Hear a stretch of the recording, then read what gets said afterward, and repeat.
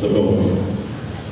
Well, today in the Assembly, we recognize that it's Truth and Reconciliation Day, and one of the things we're doing as a school community is we've indigenized our logo, the cougar logo. So we have artwork in our school by xwa-lack-tun. We also worked with Fern to have a Hunkamina message, meaning belonging to the cougars. So we worked as a school learning Hunkaminam today. That's something that we're going to be working on continually throughout the year, is learning Hunkaminam and doing our part towards truth and reconciliation. Orange Shirt Day means for the people that went to residential schools, and we're honoring Phyllis Webstad because her shirt was taken away and her shirt was very special to her. Those children that lived in residential schools, they couldn't go home. It was not a nice place to be.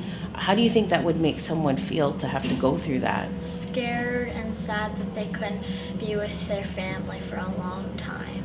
We don't want to just recognize the damage and hurt that were caused by residential schools on one day. We need to recognize that every day, and that needs to be part of our responsibility towards truth and reconciliation, is acknowledging that and working towards making a change every single day.